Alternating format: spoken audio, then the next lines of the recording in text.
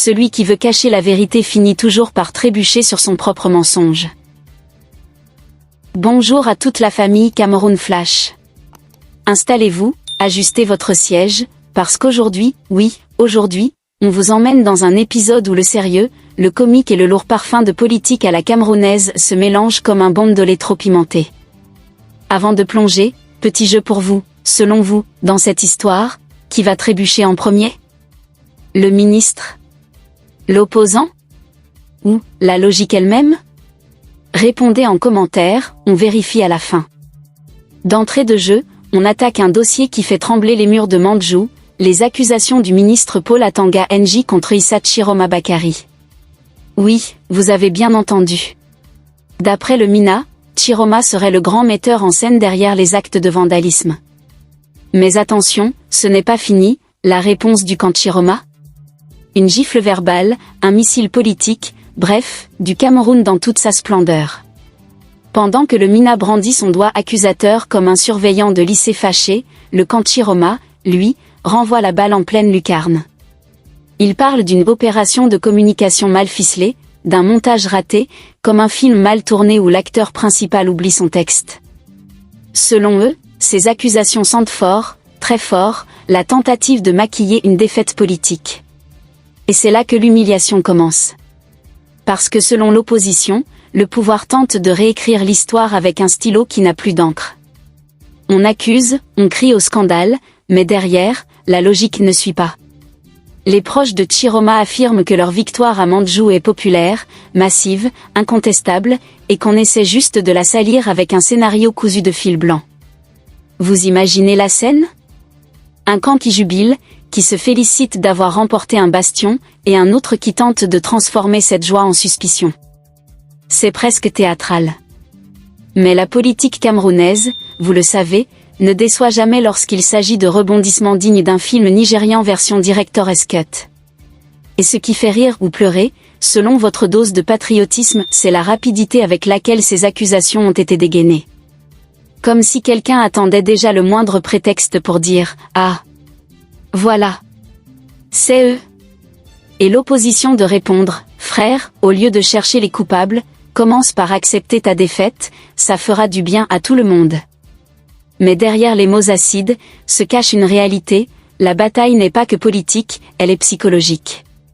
Chacun veut contrôler le récit, décider qui est le héros, qui est le méchant, qui est le mastermind, qui est le vandale.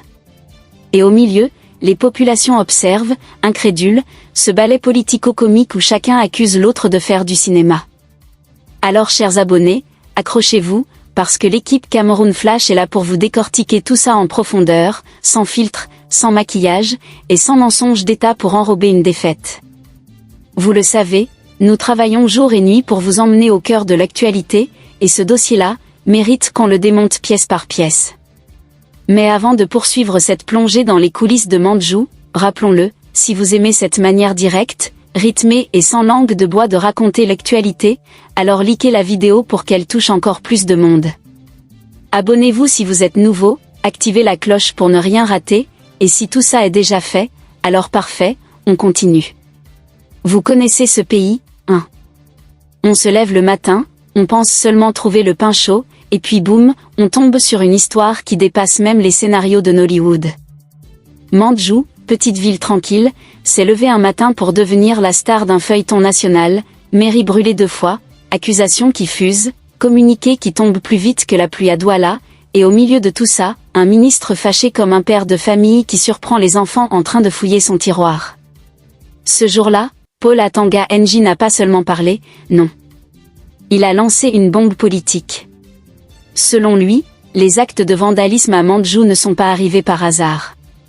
Il pointe directement du doigt Issa Chiroma Bakary, comme si le président du FSNC avait pris un bidon d'essence et un briquet pour aller faire du barbecue sur la mairie. Et quand on connaît le MINA, on sait qu'il n'accuse pas avec la voix douce, c'est le genre de déclaration qui réveille même ceux qui dormaient sans drap.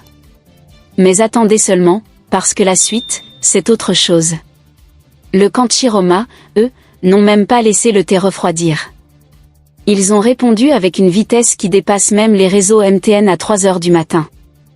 Ils ont sorti une déclaration si cinglante qu'on aurait dit une gifle politique bien organisée, un retour de flamme qui a obligé tout le monde à dire « Ah, donc ce match-là ne fait que commencer ». Les partisans de Chiroma ont commencé par rire jaune. Selon eux, toute cette histoire ressemble à une opération de communication fabriquée à la va-vite, comme un communiqué qu'on écrit à la lumière d'une lampe tempête. Ils disent que c'est mal ficelé, mal pensé, mal raconté, bref, un mensonge d'État cousu de fils visibles même à l'œil nu. Pour eux, ce n'est pas une enquête, c'est un sketch raté. Et c'est là que le climat a commencé à changer. Les soutiens de Chiroma ont posé la question qui a fait tilt: comment un régime qui contrôle tout, absolument tout, de la police au dernier cadenas du quartier, peut laisser des bandits brûler une mairie, pas une fois, mais 2 fois? Où étaient les forces de sécurité? Où étaient les caméras? Où étaient les 45 patrouilles qu'on voit toujours quand il n'y a rien à surveiller? La question est sortie comme une gifle, parce qu'il leur fallait un prétexte. À partir de là, Mandjou n'était plus un simple incendie. C'était devenu un symbole, une scène, une pièce de théâtre où chacun veut jouer le rôle principal. Selon le camp Chiroma, les autorités cherchent juste à salir une victoire populaire, une victoire de terrain, une victoire du peuple. Comme si quelqu'un avait du mal à avaler que cette fois-ci, la commune n'a pas voté dans le sens habituel. Et pendant que chacun sort ses arguments, un bruit circule dans les quartiers, dans les bars, dans les taxis, dans les réunions de famille, donc même la mairie peut brûler 2 fois et personne ne voit. C'est devenu la nouvelle blague nationale. Certains disent même qu'on devrait inscrire Mandjou dans les annales du mystère camerounais, juste entre les coupures de courant et les budgets qui disparaissent. Le camp Chiroma, lui, joue la carte de la moralité. Il rappelle que leur leader n'a jamais prôné la violence. Que Chiroma, c'est discipline, paix, non-violence. Ils insistent même. Parce qu'à ce stade, il faut faire la différence entre une accusation politique et l'image d'un homme qui veut apparaître comme un leader responsable. Ils rejettent tout en bloc, et renvoient la balle dans le camp du régime en disant « Ce n'est pas lui qui a armé des milices. Ce n'est pas lui qui a étouffé les résultats. Ce n'est pas lui qui joue avec le feu quand le peuple crie. » Et là, la tension monte encore d'un cran. On parle de mensonges d'État, de stratégie pour justifier la répression, de mécanique classique pour fabriquer la peur et étouffer la contestation. Chaque phrase est calibrée comme un uppercut. On sent que cette fois, personne ne veut lâcher. Pas le pouvoir. Pas l'opposition. Et certainement pas la population qui regarde ce bras de fer comme un match dont personne ne connaît encore le score. Et au milieu de cette atmosphère électrique, une chose devient claire: Mandjou n'est plus un simple lieu. C'est devenu un symbole du Cameroun qui grince, qui se fracture, qui se regarde dans un miroir cassé. Une petite ville transformée en scène nationale. Une mairie brûlée devenue une métaphore du pays entier qui fume sous la chaleur d'un système à bout de souffle. Le premier round vient seulement de commencer. Ce qui est fascinant dans cette histoire, c'est la manière dont le camp Chiroma a choisi de riposter. Pas avec des murmures. Pas avec des phrases diplomatiques. Non. Ils ont sorti un texte qui ressemble à un communiqué, mais qui sonne comme une gifle de grand frère, sèche, directe, sans sucre, sans eau. Un vrai coup de massue politique. Ils ont décidé de raconter leur version comme on raconte un secret brûlant au carrefour, avec assurance, avec colère, et surtout avec cette petite touche de « on vous voit venir ». Dès le début de leur réponse, ils prennent le contre-pied total du Mina. Selon eux, ce n'est pas simplement une accusation. C'est un montage. Une mise en scène.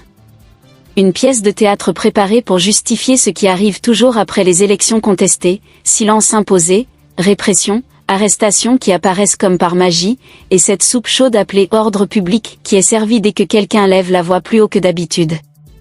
Ils disent clairement que Mandjou n'est qu'un prétexte, un décor, un outil. Puis ils posent la question qui fâche tout le monde: comment un régime qui surveille tout, contrôle tout, écoute tout, peut laisser une mairie brûler 2 fois? Pas une fois, 2 fois. Comme si la première combustion n'avait pas suffi, il fallait une reprise pour prouver le scénario.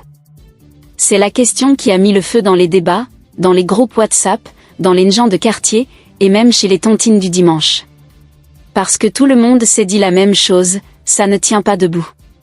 Le texte du camp Chiroma va plus loin. Il retourne l'accusation au pouvoir comme un enfant renvoie un ballon dans la cour. Il parle de manipulation, de manœuvre, de stratégie habituelle. Ils évoquent même les 43 années de gestion, selon eux, ce ne sont pas des bâtiments qu'on a détruits, mais l'espérance des jeunes. Cette phrase-là, elle est sortie comme un coup de klaxon dans un embouteillage, brutale, bruyante, impossible à ignorer. Elle résume tout un ressenti national, tout ce qu'on murmure dans les quartiers quand on parle politique. Et ce n'est que le début du réquisitoire. Le camp Chiroma liste ensuite les fautes qu'ils imputent au régime, vol présumé de l'élection, invention d'ennemis imaginaires, étouffement des libertés. C'est une liste longue comme un ticket de caisse de fin de mois. Une manière de dire, si Mandjou est un problème, vous êtes l'origine du manuel complet des problèmes. Le ton est sec, presque insolent. On sent que la réponse n'a pas été écrite pour plaire. Elle a été écrite pour frapper. Mais ce qui surprend le plus, c'est quand les partisans de Chiroma expliquent ce que le régime craint réellement. Pour eux, ce n'est pas l'homme Chiroma. Ce n'est pas sa voix. Ce n'est pas son discours.